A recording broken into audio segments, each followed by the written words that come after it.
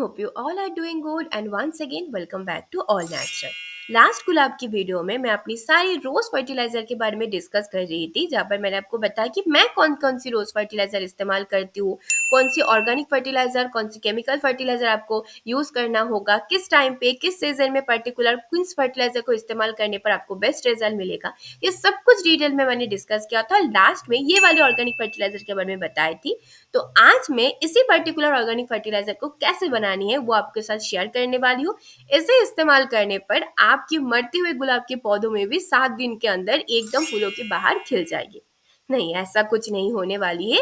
ये कोई भी ऐसा दुनिया में ऐसा फर्टिलाइजर नहीं है जिसको 7 दिन इस्तेमाल करने पर मरते हुए गुलाब के पौधे में मैजिक हो जाएगा।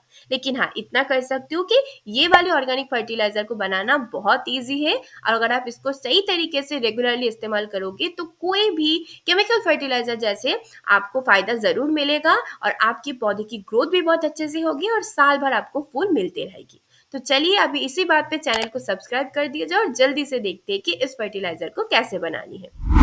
तो इस फर्टिलाइजर को बनाने की हमारी जो मेन चीज चाहिए वो है मस्टर्ड केक, यानी कि सरसों की खली। सरसों की खली में भरपूर मात्रा में नाइट्रोजन, फास्फोरस और पोटेशियम रहती है।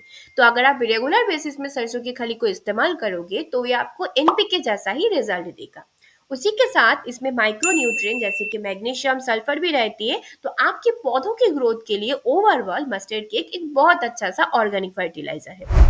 वैसे तो आप मस्टर्ड केक को पौधों की मिट्टी में गुड़ाई करके भी इस्तेमाल कर सकते हो, लेकिन उससे वो फर्टिलाइजर मिट्टी में कंपोस्ट होने में काफी ज्यादा टाइम लगेगा। इसीलिए लिक्विडिफाई करके अगर आप उसको इस्तेमाल करोगे तो वो बहुत जल्दी प्लांट के द्वारा एब्जॉर्ब हो जाएगा और आपके पौधों की ग्रोथ बहुत अच्छे से होगी। तो चलिए इसको कैसे बनानी है जानते हैं। 100 ग्राम सरसों की खली को 1 लीटर पानी में भिगोकर आपको किसी ऐसी जगह पर रखनी जहाँ पर ज्यादा धूप ना मिल रही हो, थोड़ा सा छांव वाली जगह पे 5 से 7 दिनों तक आपको रख देनी है। अगर आप इसको ढककर रखोगे तो जल्दी फर्मेंटेशन होगा, नहीं तो आप खुला भी रख सकते हो, लेकिन तब तक रखनी है जब तक अच्छे से वो फर्मेंटेड ना हो जाए और उसमें से थोड़ा सा बदबू ना निकलने लग जाए। जब अच्छे से फर्मेंटेड हो जाएगा तब वो कुछ ऐसा दिखेगा, ऊपर से थोड़ा बहुत ऐसे झाग जैसा भी निकल जाएगा। तब आप समझ लेना कि आपकी जो फर्टिलाइजर है वो अच्छे से फर्मेंटेड हो चुकी है। इसके बाद ये वाली लिक्विड फर्टिलाइजर को आपको डायरेक्टली मिट्टी में नहीं डालनी है, क्योंकि ये बहुत ज्यादा स्ट्रॉन्ग लिक्विड फर्टिलाइजर है। अभी इसको हमें और ज्यादा लिक्विडिफाई करनी है। तो इस 1 लीटर फर्मेंटेड लिक्विड फर्टिलाइजर में आप ऑलमोस्ट और 5 से 6 लीटर पानी मिला दीजिए। उसके बाद जो लिक्विड फर्टिलाइजर बन के आएगा वो आपके पौधों में इस्तेमाल करने के लिए बिल्कुल परफेक्ट है। अब ये लिक्विड फर्टिलाइजर का इस्तेमाल करने का भी एक तरीका है। आप कोशिश कीजिए कि शाम के वक्त आप इस लिक्विड फर्टिलाइजर का इस्तेमाल करो। जिस दिन आप इस्तेमाल कर रहे हो उससे पहले आप अच्छे से मिट्टी में गुड़ाई कर लो। फिर पहले इस लिक्विड फर्टिलाइजर को अच्छे से मिला दो, उसके बाद वाटरिंग कर दो। फिर दूसरे दिन सुबह जब पौधा अच्छे से इस फर्टिलाइजर को एब्जॉर्ब कर ले, उसके बाद आप देखोगे थोड़ा बहुत सरसों की खली की जो पार्ट्स है वो आपकी मिट्टी में ऐसे दिखेगा। तो वो ना रह जाए इसीलिए दोबारा मिट्टी में गुड़ाई करो और अच्छे से मिट्टी को रख दो। ये क्यों मैंने किया, क्योंकि सरसों की खली है तो बहुत बेनिफिशियल, लेकिन अगर आपके गार्डन में चींटियों की प्रॉब्लम है तो ये एक और ज्यादा प्रॉब्लम क्रिएट कर देगी। क्योंकि सरसों की खली की थोड़ा बहुत पार्ट मिट्टी में रह जाएगा तो वो चींटियों का अट्रैक्ट करेगा और वो आपके गमले पे आके बस जाएगा और ये एक दूसरा और ज्यादा प्रॉब्लम हो जाएगी। मेरे गार्डन में गर्मियों में बहुत ज्यादा चींटियों की प्रॉब्लम आ जाती है, इसीलिए मैं कभी भी सरसों की खली को, सिर्फ सरसों की खली को डायरेक्टली अपनी मिट्टी में ऐड नहीं करती हूँ। ऐसे हमेशा लिक्विडिफाई करके ही इसको इस्तेमाल करती हूँ, लेकिन हमेशा याद रखना कि दूसरे दिन आपको दोबारा गुड़ाई करके उसको मिट्टी में अच्छे से बुझा देनी, ताकि चींटियों की कोई खबर ही ना मिले।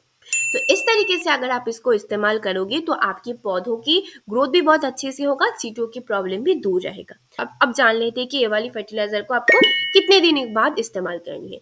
ये तो एनपीके के जैसा ही काम कर जाते हैं। तो एनपीके मैं महीने में एक बार इस्तेमाल करती हूँ, तो इस वाली फर्टिलाइजर को आप हर 15 से 20 दिन में एक बार जरूर इस्तेमाल कर सकते हो। और ये वाली फर्टिलाइजर को आप किसी भी पौधे के लिए इस्तेमाल कर सकते हो। ऐसा नहीं कि सिर्फ गुलाब के पौधों के लिए, कोई भी, चाहे सब्जी की पौधा हो या फिर फूल की पौधा हो, फल की पौधा हो, कोई भी प्लांट में ये फर्टिलाइजर बहुत अच्छे से रिजल्ट देगी। बस इसको अगर आप रेगुलरली इस्तेमाल करोगे तो रिजल्ट आपके सामने ही, ऐसे ही फूल आपको मिलते रहेंगे। और इसी बात पे वीडियो को लाइक और सब्सक्राइब करना बिल्कुल मत भूलना। और अभी गर्मियों की मौसम आ चुकी है, कुछ दिनों बाद तो टेम्परेचर 40 के ऊपर जाने वाली है। इतनी गर्मियों में हमारी पौधे को अच्छे से देखभाल कैसे करनी है वो जानने के लिए दूसरा आप इस समर केयर की वीडियो को एक बार जरूर देखना।